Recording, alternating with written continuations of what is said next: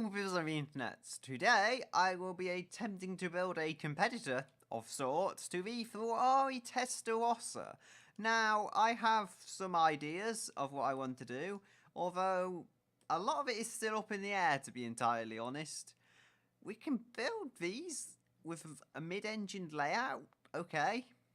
You know what, is that mid or rear? So we can build those with a rear-engined layout. I was going to say I could try and build them like those Volvo touring cars. There's some others I think as well, but the Volvo is the one that instantly comes to mind, where you can where the engine's in the middle. So yeah, it kind of leads to a mid-engine rear-drive car, but it looks vaguely like a Volvo on the exterior, just a standard saloon with the engine in the front. Now, for the panel material, yes, it's a supercar. It's going to be limited production. We'll have aluminium, I think. There is fiberglass, but I feel aluminium's probably going to give it a bit more premium of a feel. And we do want that. It's supposed to be a top-level car, as I was saying. It's just my audio settings on OBS kind of scared me for a moment there. But as it turns out, everything is working as it should be. So what are we going to use in the way of, chassis? Well, no, I wouldn't say space frame. I'd say we're going to use a unitary with the corrosion resistant steel. Should be pretty good for the time.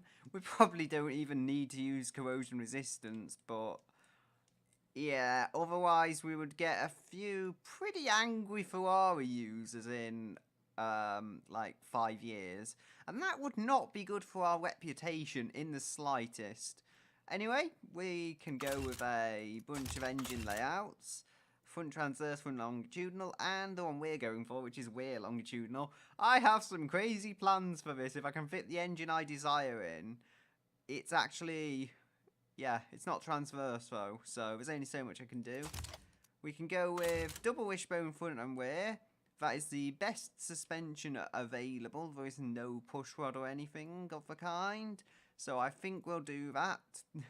Yeah, the same suspension as a 90s Honda Civic. How is that for intriguing? We're going to go with a 90-degree V8. Yes, we're going full American with this engine type. Aluminium. And we'll go with a dual overhead cam, perhaps. Or maybe single. I think we can do single. Maybe save a bit of weight. Oh. Yeah, you don't like that, do you?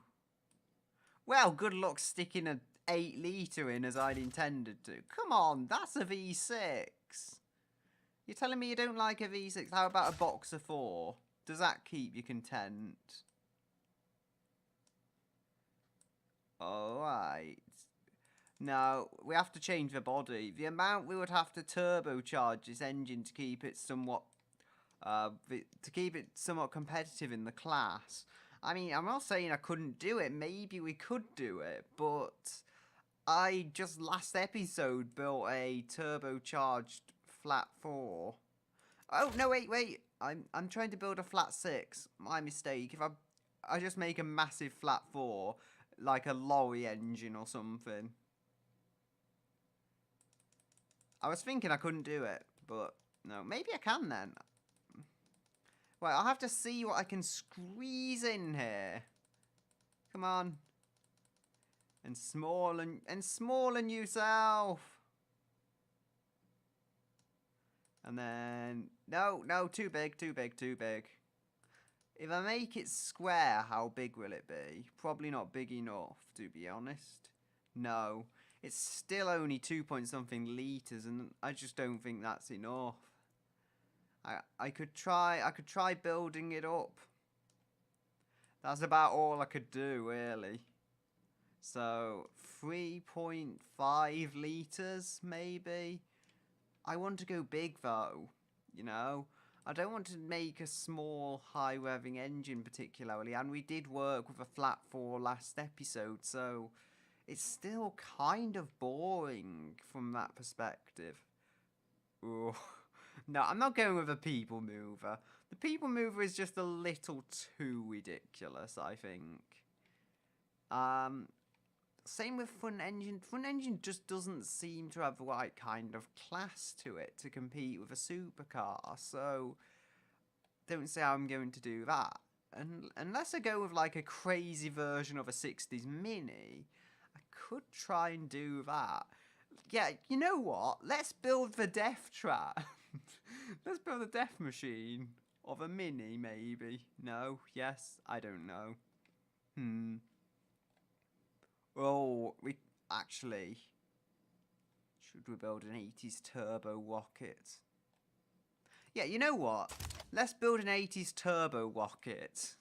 It's not gonna look very extravagant, but it's gonna be a monster. Or will it be a turbo rocket? It'll be more of a Clio V6, I would say. But can you put the engine in the back? No, you can't. Okay, maybe more of, what do you call it? A Golf something or other? No, I can't do it though. Like, I want mid-engine, do I want rear engine just so badly? We have the LMP fundamentally, and we actually have this, which is a Corvette. I want to do something rear engined. How about that? I think there's one or two 60s bodies where you can do it. Is it the no, Datsun 510 I think is style body, just doesn't have the option. There's a Mini kind of thing which does, but I don't know. Should I go with it? Yeah. Yeah, sure. Let's build the Mini death trap. What could possibly go wrong with this idea? Ooh, look at those tiny wheels as well. We're going to go with a rear longitudinal engine, and we are going to turbo this. So let's see what we can do. It has got the good suspension at least, and this engine's far too big. But thankfully, I don't know. No. Wait a minute. Why won't you fit in my car? Yeah, I'm guessing nothing's gonna fit then. If a tiniest flat 4 doesn't fit, how am I supposed to fit any kind of engine in my car? We also... Oh, yes. I don't know what this is specifically, but it has a rear engine layout available. I should be able to do crazy things with it. Come on. Why do none of these bodies actually have any space? I can't go transverse either. I know they're small cars, but there's got to be something I can do. I guess the Testarossa is a large car, so there shouldn't be any harm. As long as it's rear engine, there shouldn't be any particular harm in going with something like, say, this, which I think is a Dodge Charger actually, but you know, again, I'm working with some ridiculous standards here. Yeah. So, do we want to go... I was going to go like a large American V8 in the back, but having got a Dodge Charger, it's got its taste of America already in the car. What should I do then? Ooh, I could have a taste of Aston Martin in the back, which is an inline 6, because I know they used to use this in the DB5 kind of era cars. Yeah, you can fit a big inline 6 in. This is like a lorry engine in displacement. It's so much bigger than the Ferrari engine. I don't want to push it right to the limit. I'll go about the same size as the Ferrari engine. Just, I don't know, for fairness, I guess. So, yeah. You can go there. So,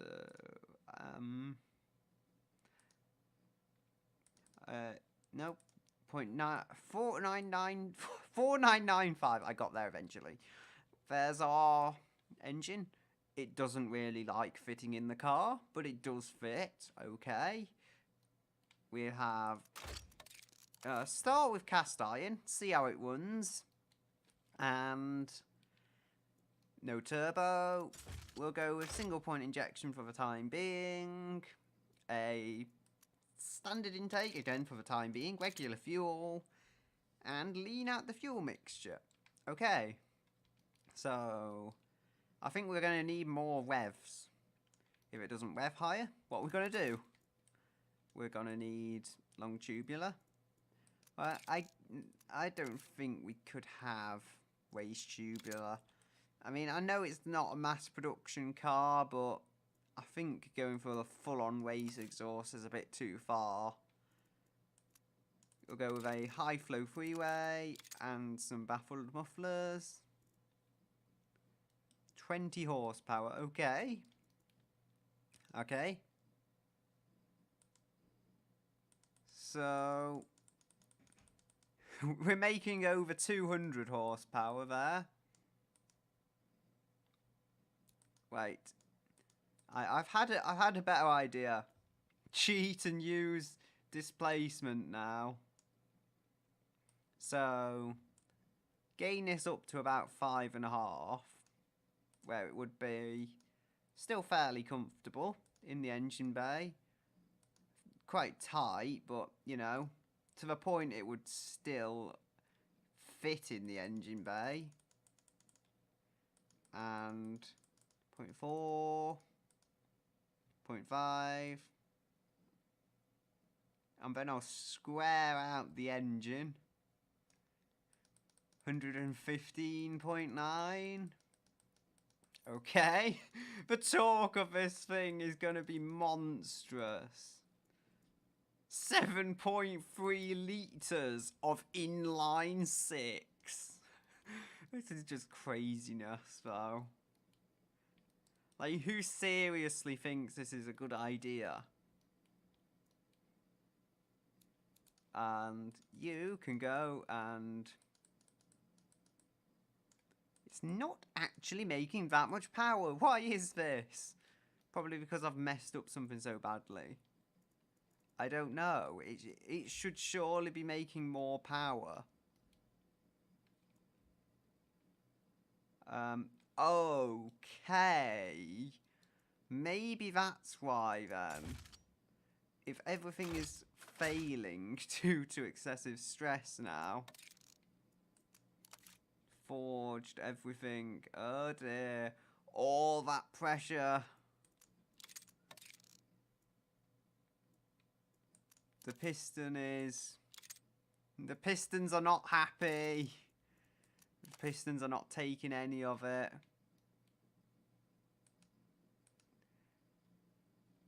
So...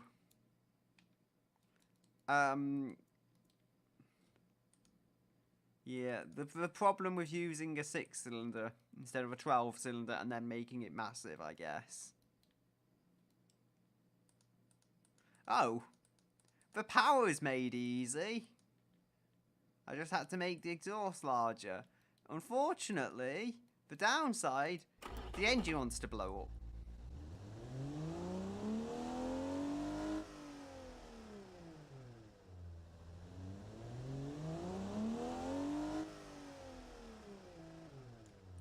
I've had an idea. Wait, I've had a really, really stupid idea. Oh.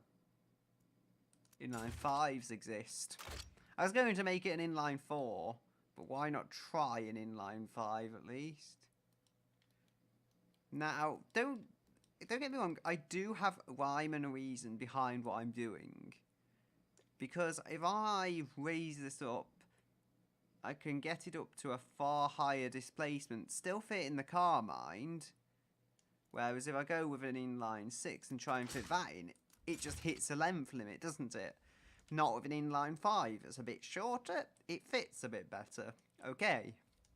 And then, maybe if I want 6 litres, I can enlarge it from there. Or so, I could just sit satisfied with 5.1 litres. And you'll probably need a compression change. Okay. Are you happy there? It's not got half the cylinders of a Ferrari now. So, multi-point fuel injection per cylinder. Everything is still, even with the new engine settings, everything is still very, very upset. Which is odd. I'll have to come back to the engine. Maybe I'll just go with a flat 6. Flat 6 might be a good option. But then again, I think it's really the size that gets in the way. And we have a choice of bodies here. Let's see, that's a sedan. No, we want this one. Has it put our engine in the back? Oh. Right, we need to shorten the way because that's where the engine is. It's going to be heavy enough as it is. Or actually, wagon with a huge engine. No, as I was saying, we don't need more weight on the back particularly. So, yeah, if we could bring all this stuff forwards, we could have a good-looking car, hopefully, but with less weight on the back. And you can go back a bit still. Right, now, how are we going to get it to compete with a Ferrari like this? Massive fender flares to enable us to fit really wide tyres. I mean, it's basically an American car, but to compete with Ferrari. But they've already done that. Like with the Mustang 350 GT, is it? Now, maximum year, let's set that to 1990. See what it brings up. Come on. They weren't available in the 90s. And there's these, which are vaguely period correct, I reckon.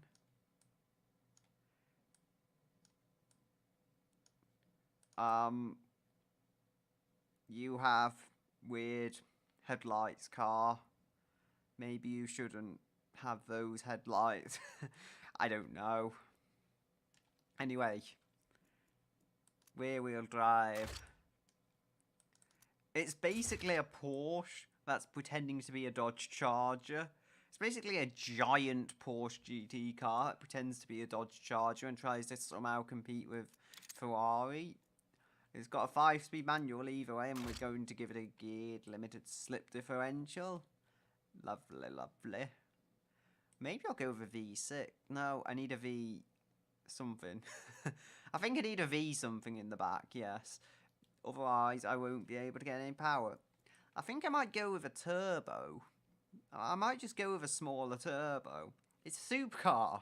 It's not like you can't afford to have a turbo on it. Maybe on a more regular car, but even in the 80s, slightly more regular cars than this will have had turbos, so it's not completely out of the question. I just don't want to go with a smallish 2.5 litre turbo like I did before. I want to go a bit different. Sport compound, how about that? 295s, indeed, that is a good tyre size. The fronts are good as well. Although, the fronts I would be happy to keep that way. But the rears, I think they need to get a bit wider. So, you can go and flare out like so. Come on. 345. There we go. That's Forza tyre widths. Right there. Is this going to be gripping? I certainly hope so. Now that tyre is cutting through, so I think I'll have to make it a bit narrower to make it actually work on the suspension. There we go. So with the front I'll go 265s as well. I mean, it's 390 horsepower. How much tyre do I actually need? Alloy wheels and maybe magnesium. Try and keep them as light as possible. Make these bigger as well. 18 inches or 17s? 17s, I'd say. Do we want solid discs or vented? Vented and solid. Okay. We don't have a downforce under tray available to us yet. What's the interior? We could have a Sport and a Premium 8 track. Let's try that. Wait, we can have more seats than the Ferrari. I'm only realising that now. That's the advantage, I guess, of using this body. Although it's got the engine in the back, we can still have the extra seats to write home about while having the rear end traction. And I guess my rear suspension choice, I've gone with double wishbone, haven't I? I've not gone with the older type of suspension like I did once upon a time. Do we want power steering? Yes. And anti-lock brakes, which is oddly the fanciest thing available, because I'm working quite a distance into pass now. I'll go with standard 80s safety for the time being. We'll go with some hydropneumatic, maybe, suspension. There we go. It wasn't coming on for a moment. Wonder what that's about. Utility Sport, okay. How am I going to get this to compete as a supercar? I really don't know. And actually, come to think of it, the wheel, just the entire tyre selection and everything in general, they need to be bigger and they need to sit lower. Otherwise, how will I make this appear to have the stance I want? So I think if I do that and I make the wheels bigger, just look at that, it's starting to look how I want it to look. It's not perfect in the slightest, but it's starting to look how I want it to look. Unfortunately, I get the feeling this is going to be very back heavy, yeah. 62% rear, though, is not as bad as I was expecting it to be. Right, so how have we got for engine weight? Because it's a big engine, but it's made of lighter materials. 226 kilos. I don't think we're going to get worse than that, okay. If we go with a compact, perhaps V6, that should make servicing easier, shouldn't it? Does it say? I don't know. V6 aluminium, overhead cam, and we have a 6-litre block. So I think 3 litres is a good engine size to work with. It's a small engine now, and we could go with dual overhead cam actually. Why don't we? It's a smaller engine, and then we can go turbocharge this hopefully.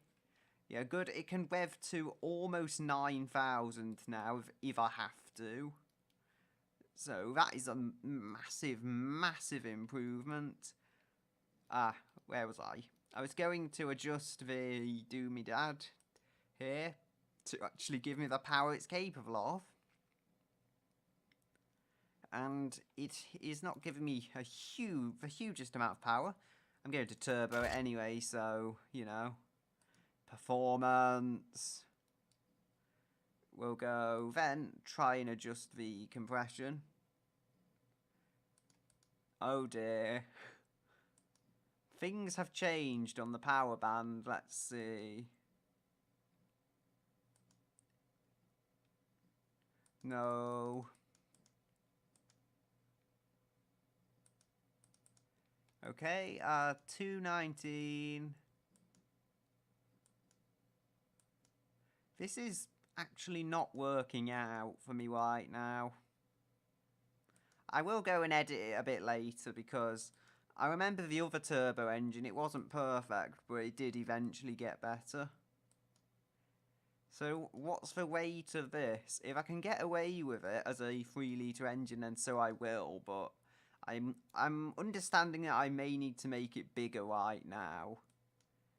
Although if I'm able to get 500 and something horsepower out of a engine in 2018, that's half a litre smaller than this, then I should theoretically be able to get 390 from an engine like this in the 1980s. Should be possible, since I'm expecting less of the engine. performance intake, how much difference does that make? Not much. I mean, there is the exhaust as well, and the ball bearing, naturally, which improves turbo response, so comes in about 3,300 now, which is good, but maybe not good enough. And 242 horsepower, dual exhaust, but it doesn't really gain me anything. Okay, make them a bit smaller, because why not really? I might be losing the tiniest amount of power, but yeah, I mean, smaller exhausts, save a bit of weight, save a bit of money, not really worth foregoing. So I saved a small amount of weight overall by going for the twin turbo smaller engine method. Let's hear how it sounds.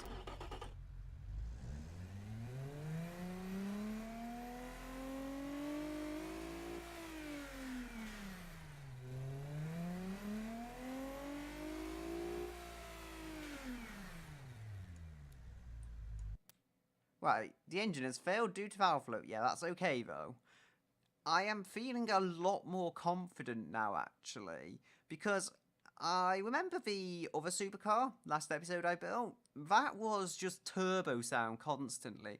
There's no turbo sound, so this is probably more or less what the engine can make without a turbo, so to speak. There has been 240 horsepower 3 litre V6 as before, and then once I've actually got the turbo going and I've got it making all the cool boosty noises, it should be making a lot more power as well. So that's always something to look out for.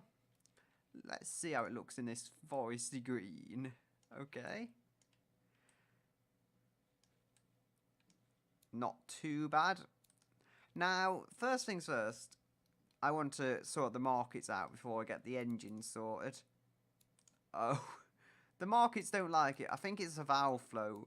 If I sort the valve float, I'll have a decent enough working engine, and then I can fix it later. In the other respect of giving it more power. So, 171 on the performance index, apparently. I mean, this is not a bad engine for the 80s, it's just not enough. And Nissan Silvia had this much power in the 1980s. So, yeah, it was actually called the 240R. Or 240RS, I think. Pretty interesting car. I mean, it's not that well known, but you might want to look it up. Strange car, very fast for its time. Anyway, I'm getting distracted. This is... so far, so good. Have we got any supercar categories? We've got Grand Touring, which I think is good. If we could tune it more for Grand Touring, I think we could do quite well. So, Family Sport Premium, Muscle Premium, no. But Grand Touring, yes, that's the type of market that I feel we can target and kind of compete with a Ferrari. So, do we need less seats? 68.4. Having the extra 2 seats seems to help. Okay. Premium. They seem to like that. And it seems to help my pricing as well. I can't really complain about that. Okay. 68.9. No. They like that though. Problem is, it impacts the cost. Oh, is it worth it? I don't know. Is there a weight difference? A small one? I don't. I think I'll go with luxury. Premium cassette. Premium 8-track.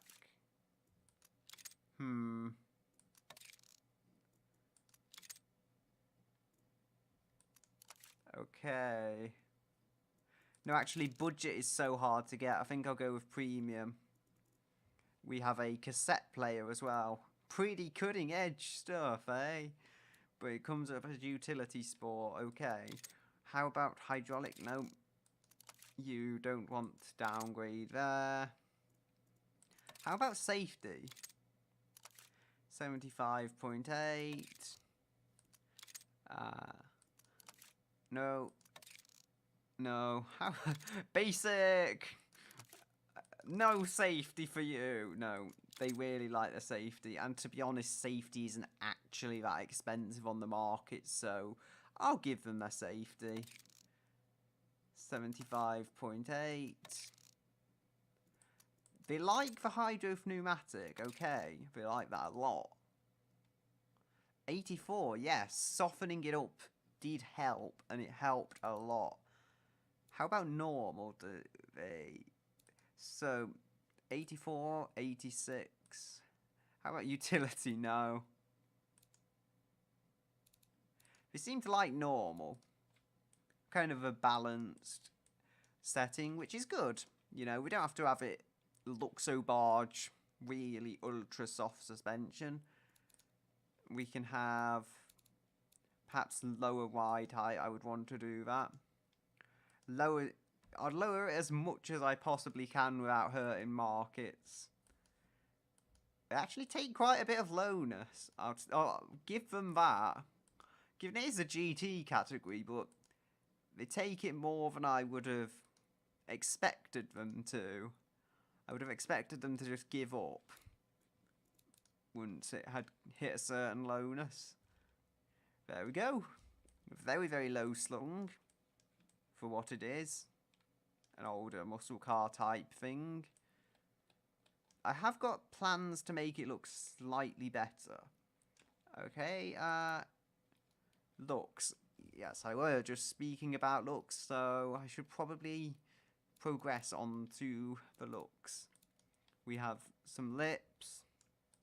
We have these lips as well, for example, which I feel, if mirrored on the sides, may make quite nice trim to just bulk up the body down there a bit, because it does taper in.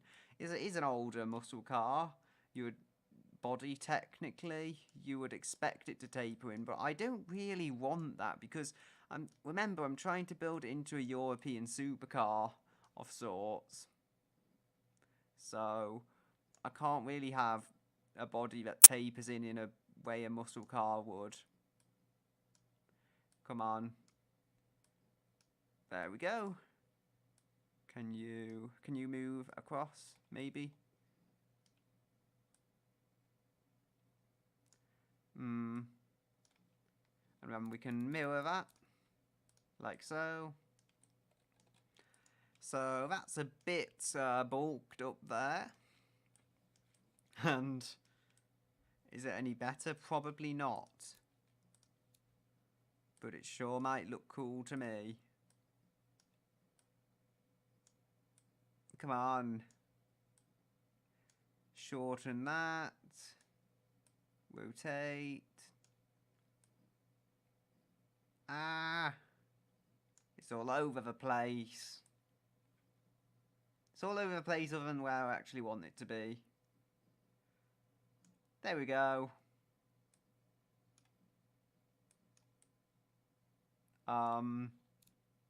Mirror. Okay. Looks kind of good, actually, in its own weird way. Let's just walk away from this problem I've created. Now, do we have some interesting retro wheels? Yes, let's go with some kind of 80s styled street racing wheels. So what do we have? 19... Yes, 21s. Let's have 20s. 21s are a little too large. Once the brakes are in there, they'll fill out nicely, I'm pretty sure. It's basically a tuner muscle car, but the engine's in the back. It's an inline 6 here, but it is a V6, actually. GT is 86.2 now. How about alloys? 82.6. Yeah, I think alloys is probably the best option. Oh dear, the backs aren't happy. Nor is the market, actually. Now I've widened them. I just restored the balance. We'll go... semi-slicks. No, you don't like semi-slicks.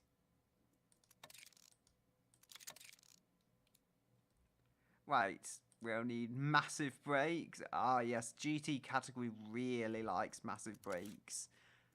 I'm a bit unsure about the budget being so...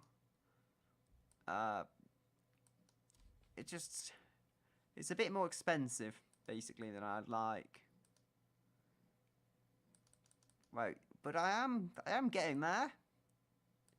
Look at this. I think we'll go vented discs on the back as well. 96.1. And we can make, hopefully, 3 piston on the back. Seems a bit over the top, but I think it's necessary. So it must be 100, 100.1, 2, 3. Why has the rear got so much brake force? Something reeks of unbalance in this house. And I suspect it's not my dinner.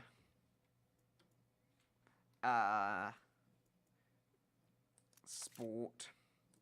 No, just tried it anyway. I adjusted the suspension.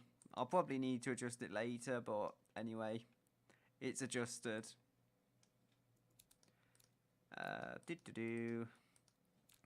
13.5 miles per gallon. Okay. That is, for a supercar, okay. How will the turbos affect it? I really don't know. And we could go with less gears. They apparently like it. They apparently like having a 3-speed. You know what? Maybe it will work in this weird, twisted world of automation. But anyway, I think just to scan through here. Oh yeah, I have got to do the design. But other than that, I think I can just start leaving it here.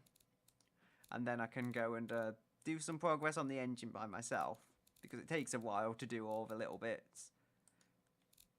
I think I'm going to do a fairly basic headlight system here. I think I know what I want to do. Not that one.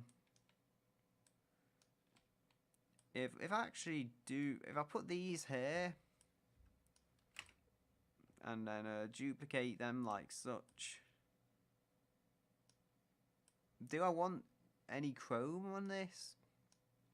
That's the question, I guess. Do I want to just rip off the Dodge Charger?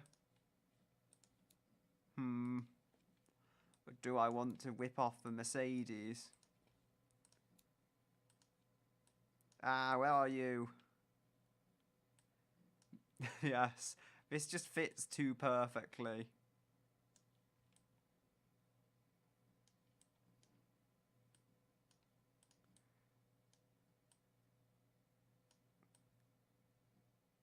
Ooh, that actually works far better than I had expected it to.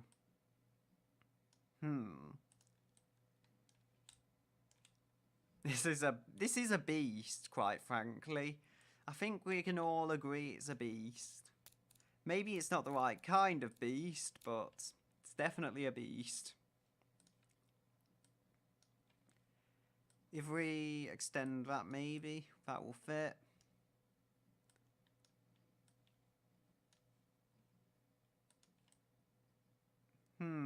I don't know.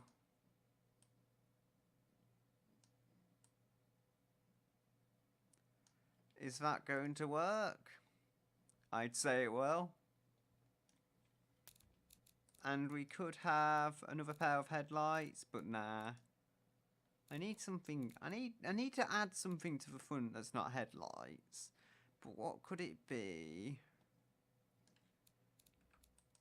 Miscellaneous fixtures.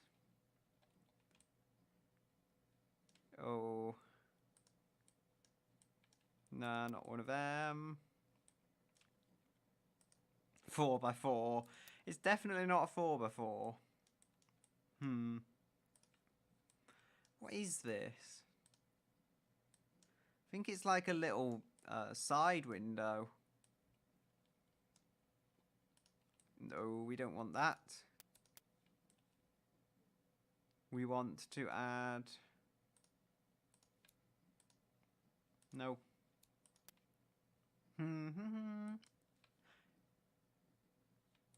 What can we call it?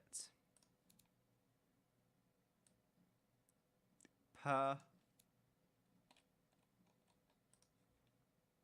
dear.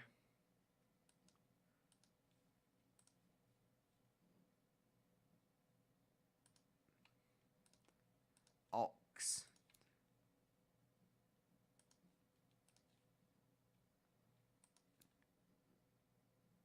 I'm just getting letters and putting them together, okay? This doesn't really mean anything.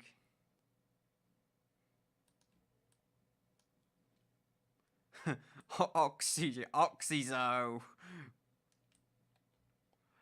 Right, now I think I know what to do.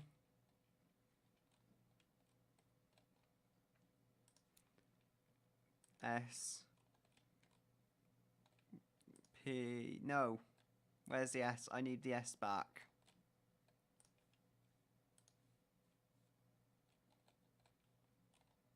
LMNOP.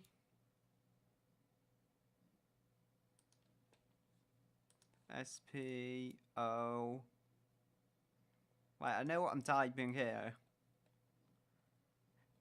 QR.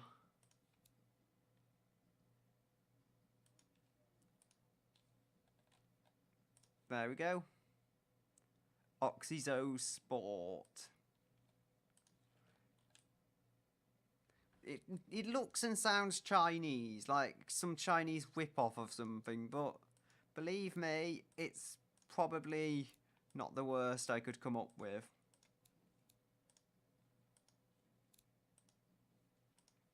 Nah, I can only change the mesh on that. I don't think it's the most horrible.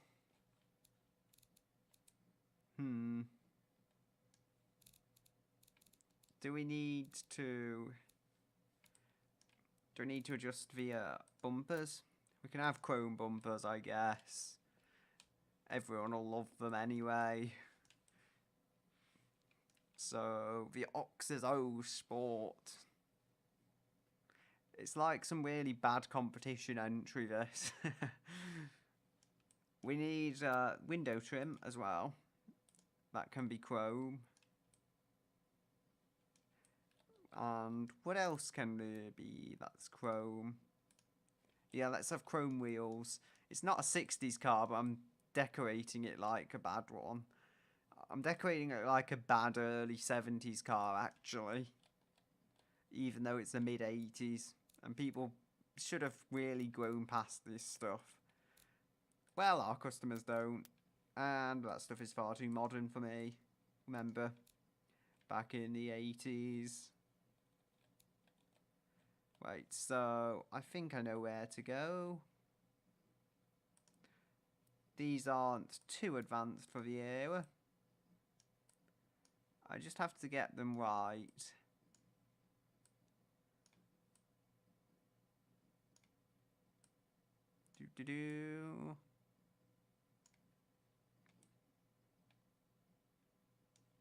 So if I chrome that, have a nice surround. And the front is an Oxyzo Sport. I then need to go and get the number plate, maybe. Camshaft. Is that correct? No, that would have to be on the bumper again, and same with the front. But you can't actually put them on the bumper, can you? Oh no, you can. I'm pretty sure. I was pretty sure you couldn't do that, but you can put the number plates on the bumpers, which is interesting to see. So that'll have to be chromed as well to match.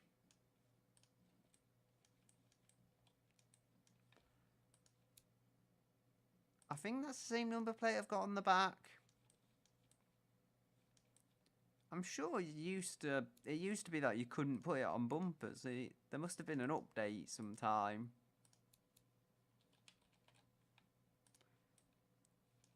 So we need to add that it's an oxyzo.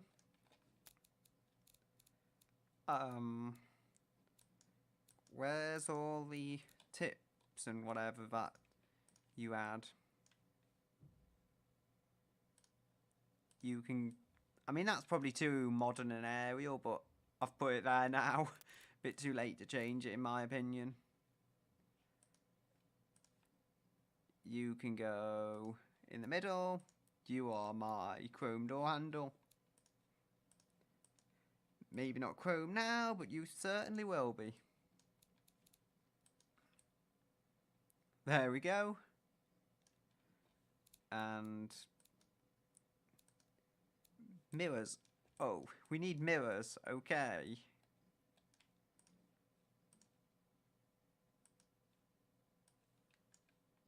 Right. There we go. I guess they'll have to do. Maybe not perfect, but they fit. I'd say they're quite ugly actually, but they are on stalks and they are near the windows. This does actually look like a Mercedes, but it looks like the weirdest Mercedes in the world. It's strange. Wing. Oh yes, we need the old what do you call it, wing from the Charger Daytona. If it lets me put it on. Come on. Don't know why it's lagging so much. The Charger Daytona's greatness was too much for my PC to handle, I think. I'm sure it's happened before though. Like this PC just lags under the strangest areas of automation. Like it's fine for virtually the entire game, and then just something comes up. And also the finishing on this wing is weird. I'm not sure if that's something done by an update.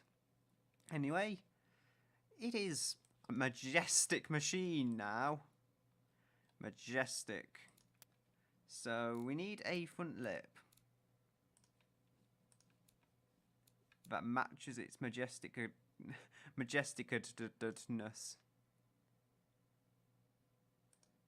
So if we could have this. Oh dear. I don't know where that's been added particularly. Right.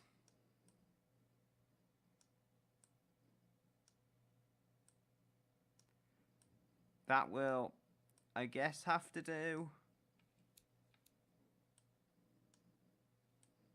So you can go like there.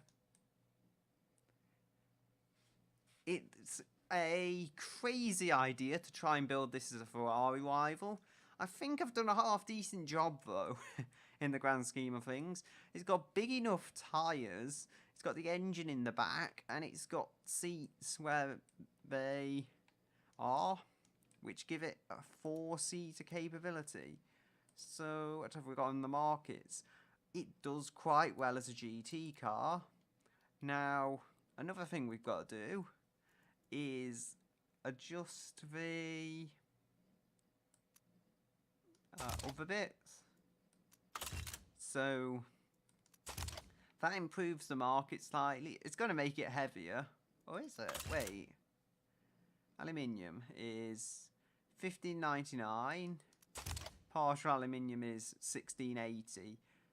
It's heavy, but then so is the Ferrari we're competing with. The Ferrari we're competing with is no lightweight, so it's not like this car has to be a lightweight as well. Partial aluminium and aluminium are virtually the same on markets, but partial aluminium is slightly cheaper and a lot heavier. Okay, how about fiberglass? How does that compare? Well, not very favourably at all. How about corrosion-resistant steel? No, naturally, not very favourably at all. We can go with perhaps a ladder. We don't like that. Ooh. Wait a minute. So, corrosion resistant steel. 96.7, 87. 96 point... No, I don't know. Space frame and pricing and the unitary chassis. 97.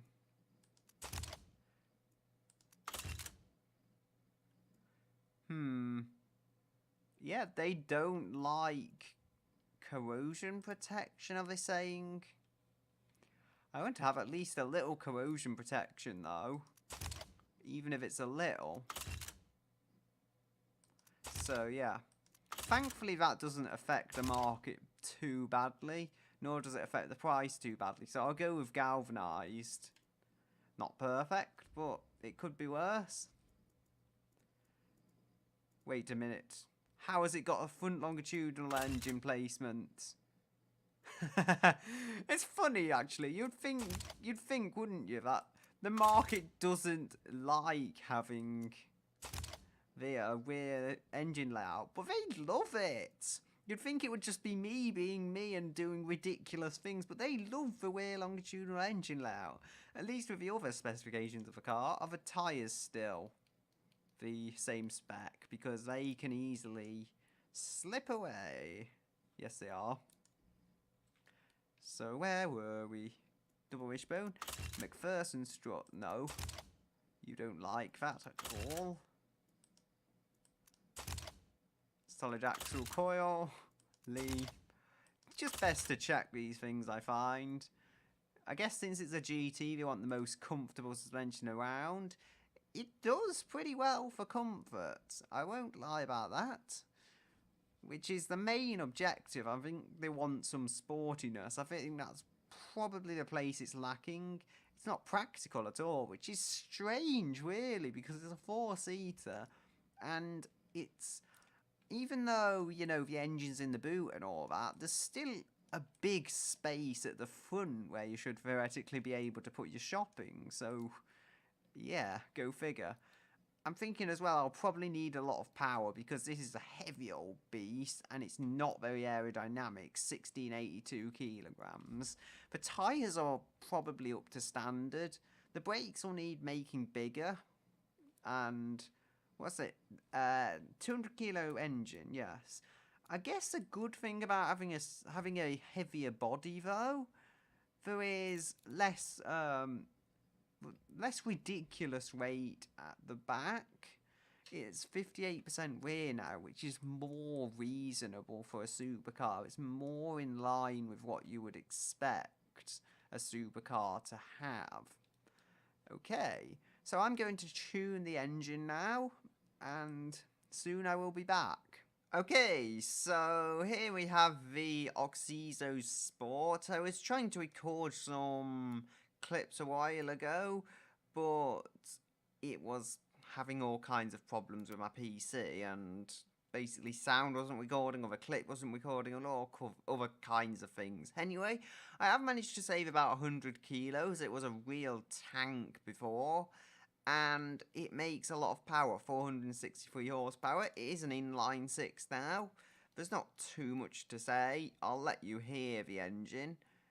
It is... I think I've also changed that, yeah. I changed the exhaust a bit to get that bit extra power.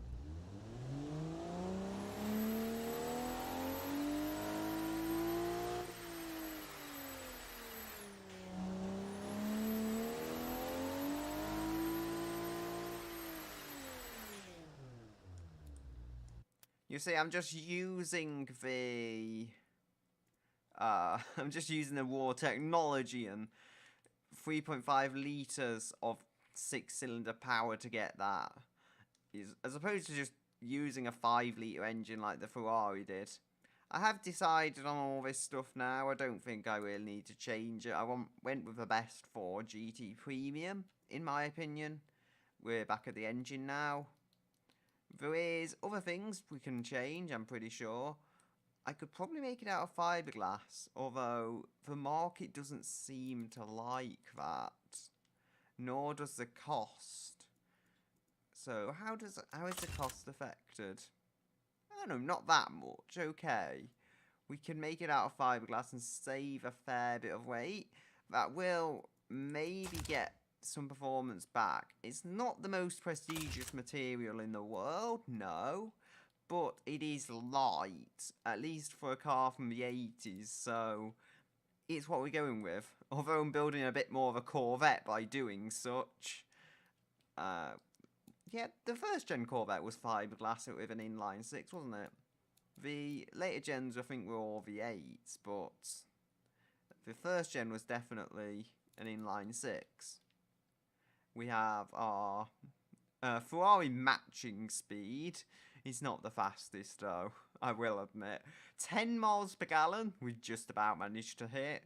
That was harder than it should have been, though. We can go perhaps narrow the tyres.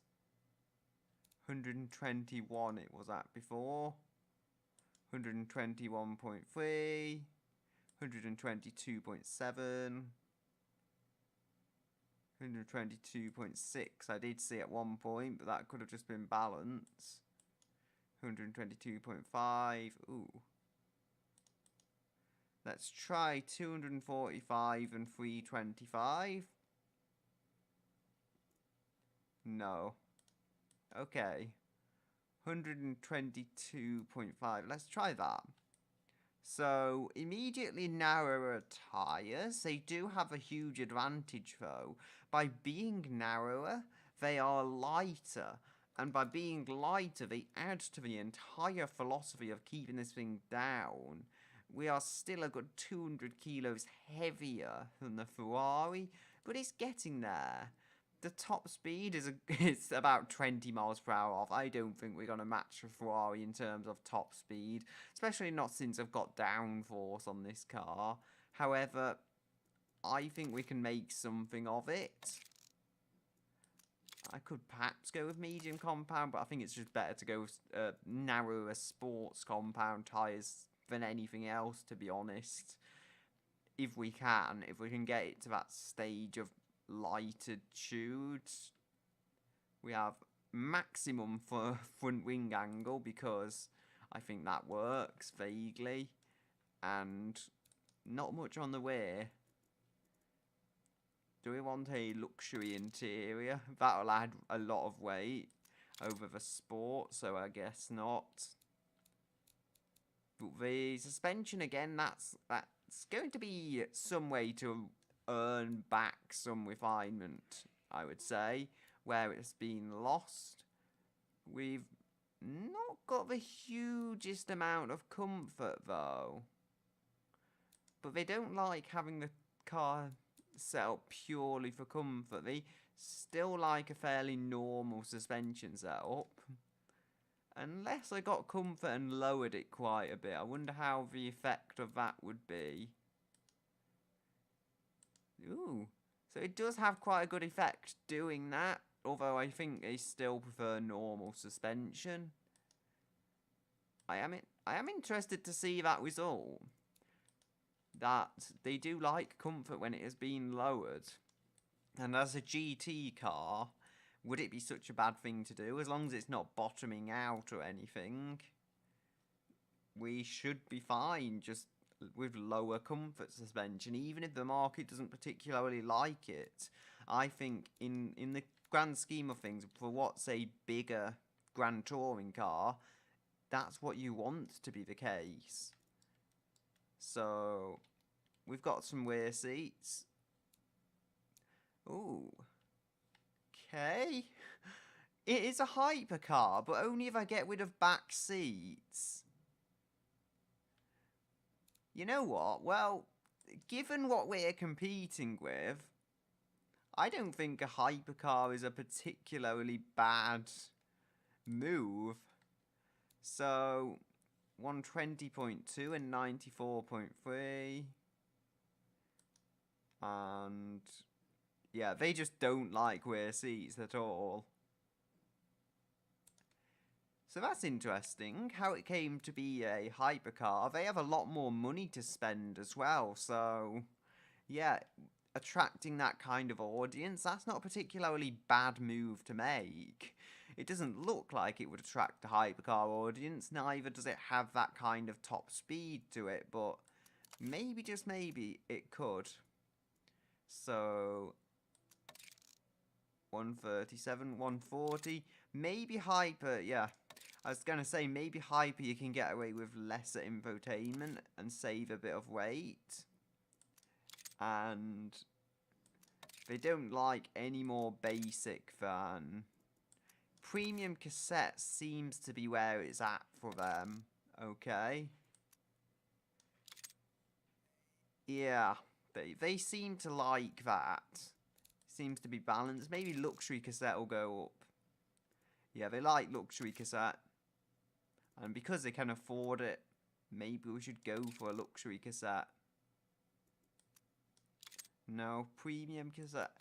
16-ish kilos. I think it's worthwhile, personally, since they can afford it. Then there is luxury. Hyper seems to like that, but I'm pretty sure it adds a fair amount of weight, yeah. So, sport. How about handmade? How would they react to that? Yeah. Again, though, it's just the added weight I don't want.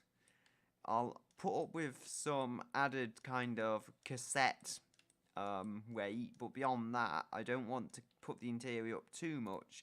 However, another thing I could do, perhaps, to keep it up, yeah, they do like having the extra standards there. So I could at least have a basic interior, but built very, very well. I think I'll go up to +10. If I'm going full on hypercar, I see no reason I couldn't do that, because these things are built in such limited quantities that it's not going to matter particularly. Although I do have to be aware about adding weight this way as well. But I don't know. That doesn't seem any worse than just a lower quality but higher, how would I say it, grade interior. So I'd rather have that. Personally, if I were buying a supercar, I'd rather just have perhaps less stuff but have it done well, because if you're going to be doing 160 miles per hour in this, you don't want it to fall apart. I want sport suspension, I would think. Yeah, they like sports. How about air? How does that react? Interesting. Comfort just doesn't seem to be as important. So, we could do that. Hydro pneumatic is still the best. Hydro pneumatic is the best, although air suspension is a pretty interesting choice. To have air suspension on a sports car like this. Or a hypercar even. Hydro pneumatic is interesting. You could actually have hydro pneumatic so it can sit lower, but then you can raise it up as well. So that's why that is an interesting suspension system. We can have 161.4. I'll try that on the air suspension, see how I lower it, how it affects it and such like. 100 and... Come on, I was clicking just slightly left of the thingy, wondering why it was doing it.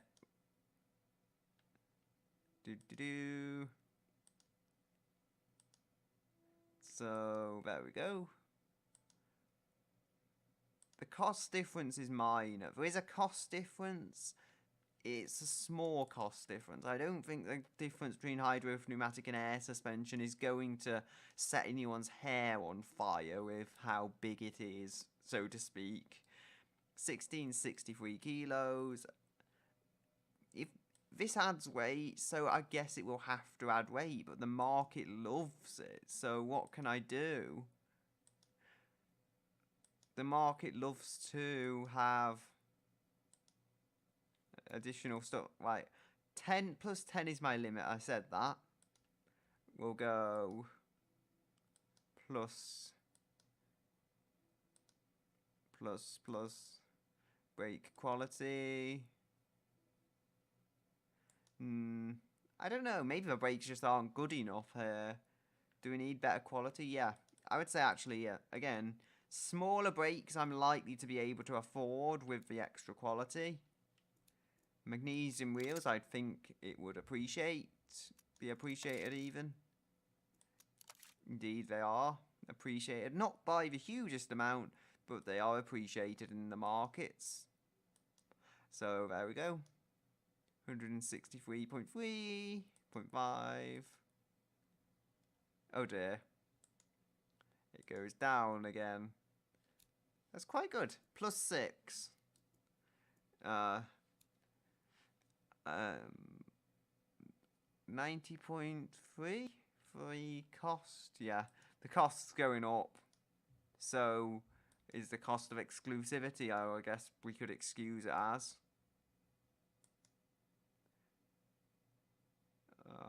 We've got a geared differential. This is actually, it's beginning to, despite the weight, it's beginning to get properly rapid now. Just because it's got all the quality parts on it. All the quality that you've come to expect. 4, 5, 6, 7, let's say. For the body and fixtures. There we go. We can put this quality up as well. 8, 9, 10.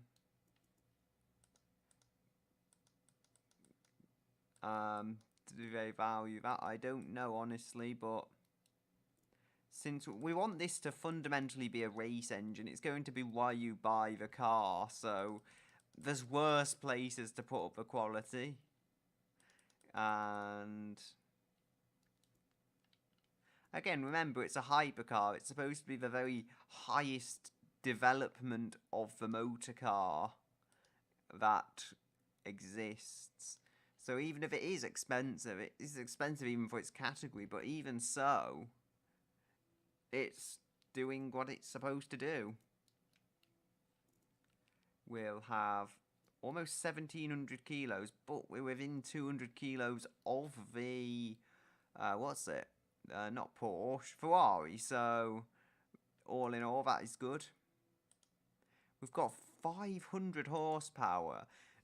To speak of, in the 80s as well, that was craziness back then. If you had a car with 500 horsepower, you would have been the envy of everyone. Probably not truck drivers, though. They might have had 500 horsepower back then, but, you know. You see my idea. It was a huge amount of power. Oh, can easily hike it up a bit more, even. So, yeah, it is more of a tank than what I built last time. That was a, I don't know how to say it. That was a fit-for-purpose, hyper, lightweight, if that makes sense. Whereas this is a full hyper car. We can go 7,800. The pistons don't like that one bit, but we can just change them to forged. Problem solved. I know it's kind of a lazy fix, but what am I going to do? You can go up. Now that doesn't seem to leap, unless it's leaping up. I'm not that interested in changing the turbine. So 17.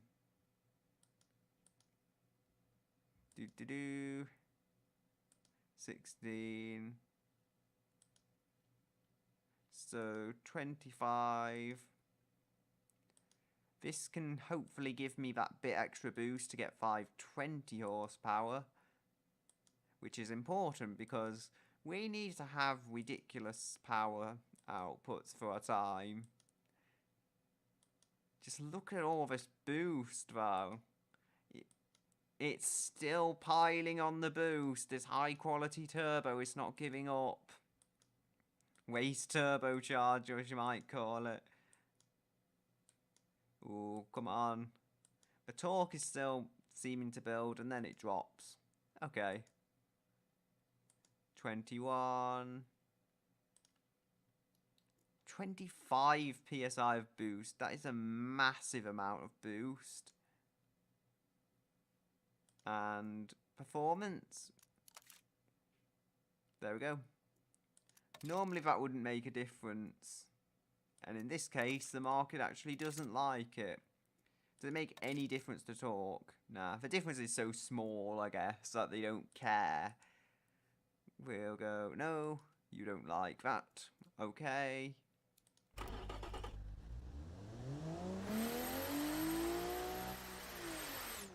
It just grabs you, in a way.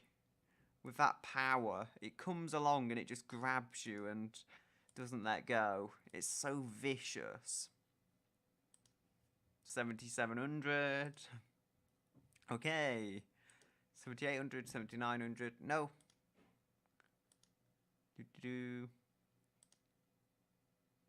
There we go. So here we have a crazy power curve. Lags up until 4300 RPM. But after the point, we make crazy power from a 3.5 litre engine. Even today, this is impressive. Cam profile, we could adjust that still. But that wouldn't get us any more power in its current state. I'm just going to step back before I mess something up quite badly. We'll go... See, do we want anything on the bonnet? Nah. It just doesn't need it. It's a mid-rear engined even vehicle. So if we add any vents, they should be on the back, so to speak. Come on, where's the vents? There we go. This can have an appropriate vent right here, I would say.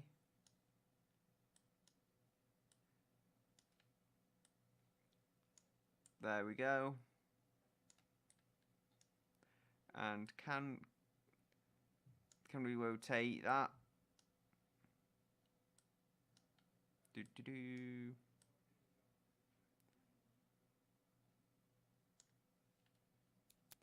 We need to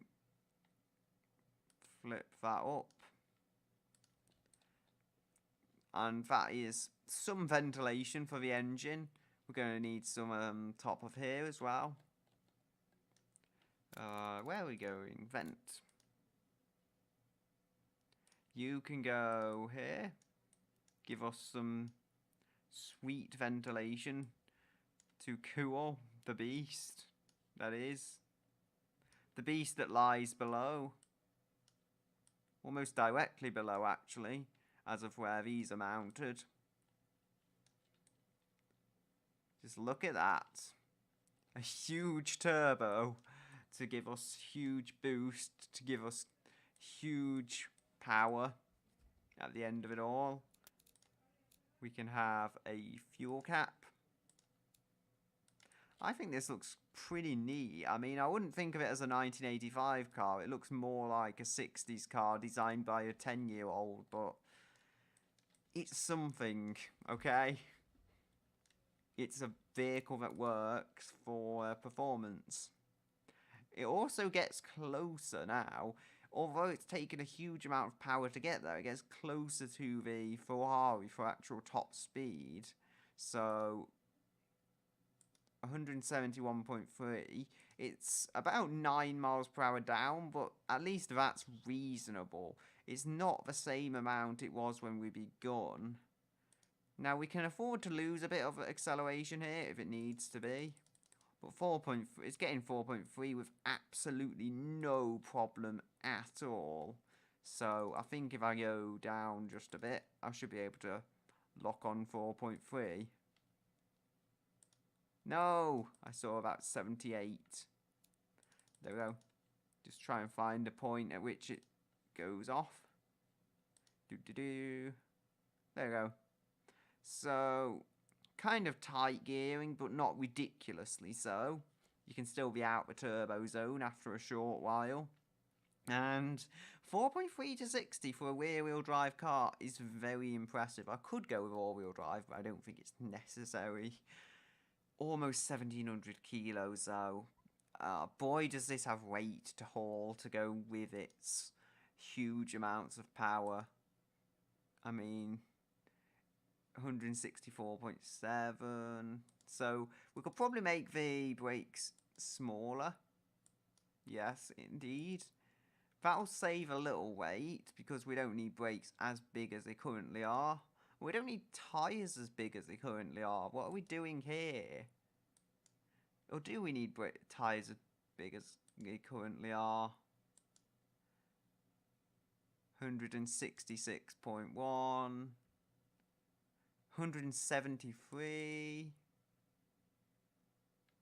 173, okay, let's try that. 173.7. Come on. Okay, so I think I know what to do. I think 215, 295. It sounds like a huge tyre split, but I can see reason behind that. That would give it incredible traction, and that would give it what it needs. I say incredible traction. For all the power it's got to put down, it might not be enough, but it should mean it's not going to oversteer. It should mean it's not going to have too much front-end grip, so to speak. And the front track width can be modified. I would say it's a bit too narrow. It's a bit too drag car for something that's going to be raced around a track. Same with the rear. Although it's not as serious a problem, it's still there. There we go. 174.2. How would you get this performance? And it's not as affordable as I would like, but it's supposed to be the very top end of cars. Well, it started as a Ferrari competitor, eh? Although it's 12 miles per gallon, so it's something there. And we've saved a bit of weight by narrowing the tyres. 174.2. I'm not sure if I can make these smaller. No. I hit 174.2, about 300 millimeters. Yeah, I think that's about the peak of how large the front brakes can be. And why on earth does that happen? 173.6. I would rather have the same size brakes front and rear by any cost, to be honest. 173.9. Just try and balance it out then. There will be more braking power at the rear if this goes how they suggest it goes, though. That's a problem. I wouldn't say I particularly like it, but so be it. The front dampers are hard. Well, it's a supercar. Honestly, hypercar, what do you expect? That is the weirdest looking hypercar from the 1980s. Miles per gallon is surprisingly not as dreadful as it could be. We'll go along. What about suspension? Oh, I just realised I've not adjusted the suspension at all. That should be an easy way to get more comfort and handling out of it. Just go with better quality parts.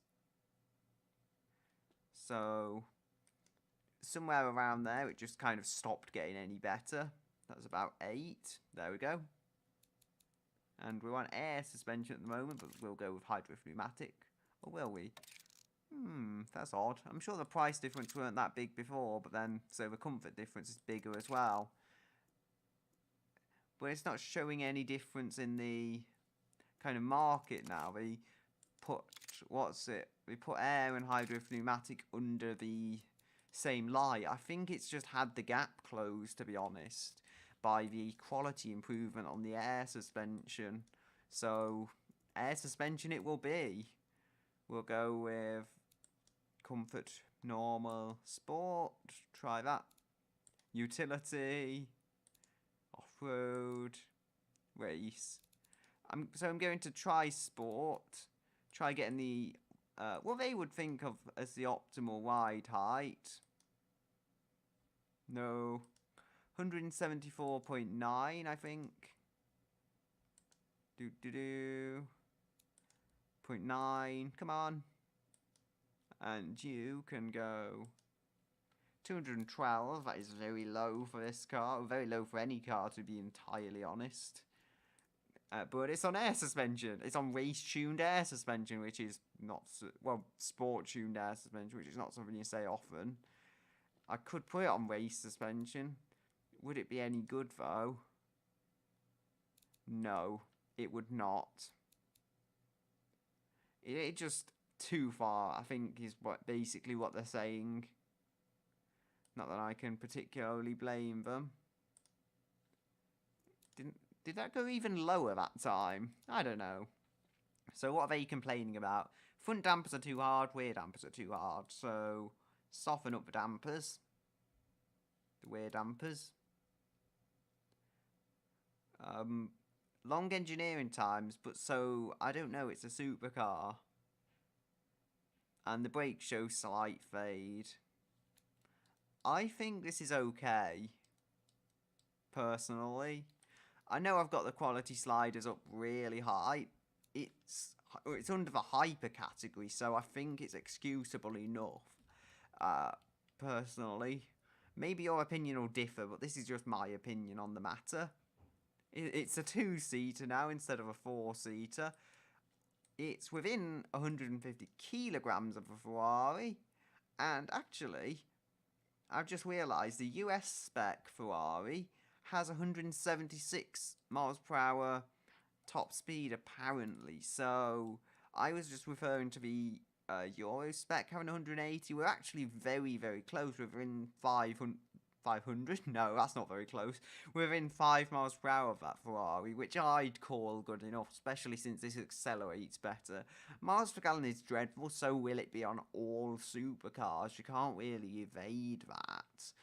I'd say, remarkably, despite being heavier than my last vehicle I built, it is still more economical. Despite being much older, actually, and heavier, over 50% heavier, it is more economical. That is an achievement in itself. But anyway, with that being done, I think it's time to take it to BeamNG, wherever that button is hiding. Okay, so here I have the car with some very bright fake Mercedes lights and some kind of reasonably bright tail lights. There's our vents and such like, and you'll see in Beam it just looks like a muscle car. Are these on? I don't think they're on anymore. Correctly. So that's a lot less aggressive than I expected. Maybe because it looks like a muscle car. I don't need to turn any fancy electronic assists off here. Oh, come on. I like the grip there. It didn't feel like the modern car where it felt very twitchy off the line, so to speak. Ooh. Steering feels quite heavy, and around we go. It doesn't feel bad. I'm actually surprised. Maybe it's just because it's rear engine, you get that grip. Ooh, come on. First lap though, first impressions on the first lap. I am really liking this. Whoa, I've got to slow down there. I don't want to crash, but the brakes did a good job. Oh, come on. It is very low, I must remember that much. Although, it is kind of muscle car low, so it's not like... It's not got low-hanging bodywork in the same way many modern cars have. Ow. Bump, bump. Come on. And... round here we go. That's probably going to be a slow time, but what do I care? It's the first one. I mean, this is establishing itself to me as a very, very predictable, easy vehicle. Oh, dearie me. Oh, no. Sorry, I spoke too soon. Seriously. I have a brilliant first run, though. comparatively, and then this happens. Like, I think there's some mechanical damage here. So I guess I'm just going to do what I normally do and continue onto the third lap. So coming up round here, this lap isn't going to count because I messed it up. I think it's just the weight balance caught me by surprise. Although I am running some fairly light downforce on this, it just caught me completely by surprise, and I didn't realise it was dragging the car down. So, in perhaps the wrong way, you know, like, there is front downforce, but there's not enough. And then there is rear downforce, maybe that isn't helping, combined with the fact that it's got terrible weight balance, and it's just not overall the kind of vehicle to throw over those bumps. It's fine most of the time. Most of the time the rear engine layout makes it very, very predictable. However, there are times when it just makes it very awkward and not the kind of car you would want to use. So, brake here, and slow. I'm not worried about going quick. It's only here now I need to worry about that. On to the next lap, but even so, as I was saying, we don't want to go and jump too fast into it, so lift off here, and then accelerate. Whoa. Accelerate just a bit, but not too much. I would not guess so this has 500 horsepower. It feels like it has maybe 400. It doesn't feel like it's a 520 horsepower car. That's probably the most interesting element of driving it. And I'm only using first and second gear, really. I'm not using the higher gears. I don't think I've come out of second, which is very old muscle car style, but, you know, I just don't need them around this course. I guess they're just not stupidly tight gear ratios, which in a car of this power level with rear-wheel drive is probably a good thing. Come on. Oh. Maybe its heavy feel is actually caused by the narrow front tyres. That is a thought, because I haven't got massive fronts on this, so, you know, that's something. Oh, I felt like I really bumped the front on something there, but I didn't. I felt like I was really going to. Right, now, I'm going to just floor it here and hope, because it's the last lap. 1 minute 9. I don't think that's too bad. So, here we have the result of me being a complete fool and clicking free roam instead of... clicking restart instead of free roam, sorry. Yeah, that's why I'm at the start line, but I did complete the 3 laps and everything, so that's all fine. The car here we've got, interestingly, virtually identical, remember, to last week's vehicle for power, yet it has come just above it on the leaderboard. They're so different cars, yet they're so close, because this is so heavy, and it's so much older, and it's got 1 turbo, I think the other one had 2, yet it's so old, it's so close. The actual time, yeah, it's within 250 milliseconds of it. That's how close we're talking, and it's above the Audis Quattro, Honda Civic Type R, all of the others that the Ferrari is above. So, you know, we've done well, I would say, for a car from the mid-80s to go around beating modern cars. Either that or the modern car is just dreadful. I think the latter of that is probably true, to be entirely honest. We are beaten by the 2003 tuner hatch, the Not K Turbo, and the Not Jetta. Not Volkswagen Jetta for copyright reasons. Also my Monster crossover, but that's just because front wheel drive is the preferred choice over here. This is now our fastest 2-wheel drive car, remember. This has not got all-wheel drive, so if I just tortoise it, I can show you that.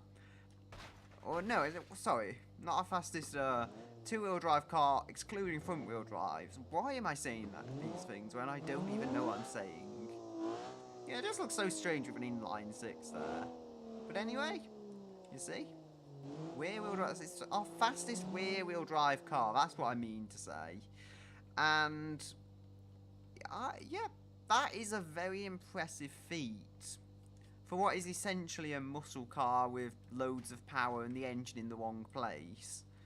And no rear seats. So, yeah, until next episode, goodbye, until another day.